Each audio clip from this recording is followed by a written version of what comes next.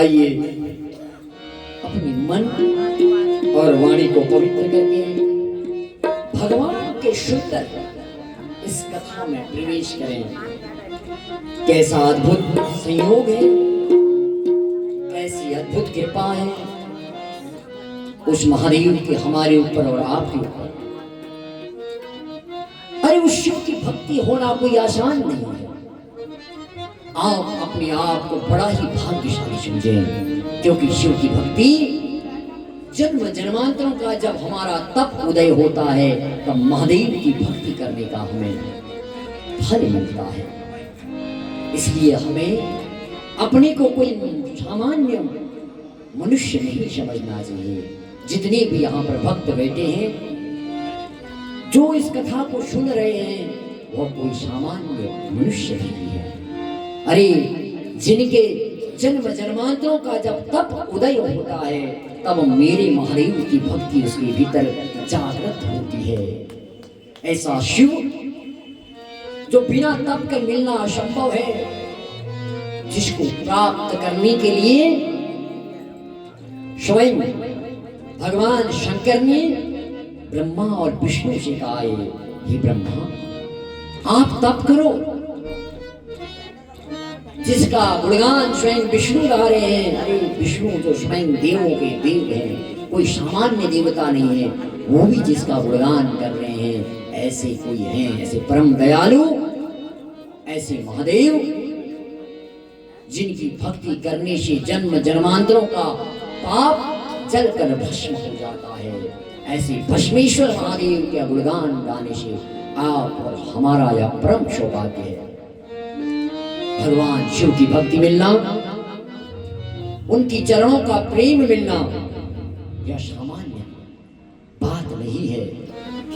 स्वयं भगवान विष्णु कह रहे हैं, जब हमारे जन्म जन्मों का कर्म पुण्य उदय होता है तब ऐसी कृपा प्राप्त होती है कि महादेव की भक्ति करने का शुभ अवसर, उनकी कथा का रसपान करने की हमारे अंदर जिज्ञासा होती है, हमारे अंदर वो प्रेम उमड़ता है, वह ललक जागृत होती है कि मुझे भगवान महादेव का गुणगान करना है, मुझे केवल कथा शिव की सुननी है। शिव ही सर्वस्व है, बिना शिव की यह शरीर सबके समान है।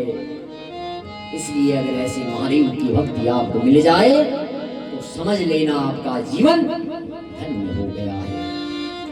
ऐसे महादेव के जो 12 ज्योतिर्लिंग, ऐसे 1000 ज्योतिर्लिंग इस दुनिया में, इस पृथ्वी पर हैं, पर जिनमें से 12 प्रमुख जो ज्योतिर्लिंग हमारे हैं, ऐसे ज्योतिर्लिंग को मन में याद करते हुए, इनकी स्तुति करते हुए कथा में प्रवेश करें। सौराष्ट्रे सोमनाथं च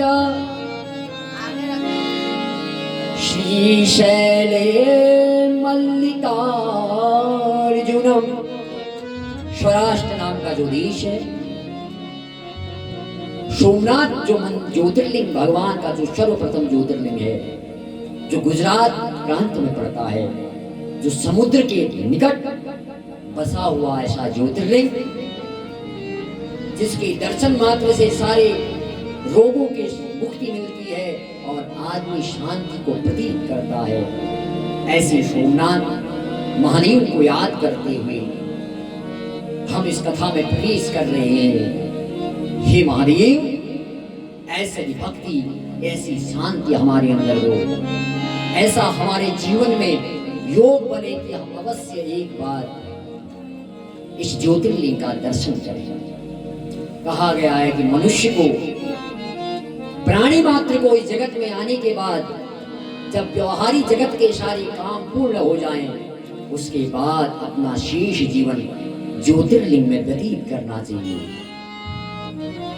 अरे पूरा जीवन व्यतीत ना कर सको तो चातुर्मास ज्योतिर्लिंग पे व्यतीत करना चाहिए। अगर चातुर्मास भी अगर व्यतीत ना कर सको तो कम से कम 1 माह हर ज्योतिर्लिंग में जाके व्यतीत करना चाहिए। अगर 1 माह भी ना कर पाओ तो 9 दिन अवश्य रुकने का प्रयास करें। 9 दिन भी ना रुक पाओ तो 3 दिन रुके, 5 दिन रुके, कम से कम 1 रात्रि अपने जीवन में ज्योतिर्लिंग में बितानी चाहिए। क्यों? भक्तों की यही हमारे जीवन का लक्ष्य है। ऐसे सोमनाथ महादेव को याद करते हुए दूसरा जो ज्योतिर्लिंग है भगवान शिव का, जिसको मल्लिकार्जुन करके पुकारते हैं।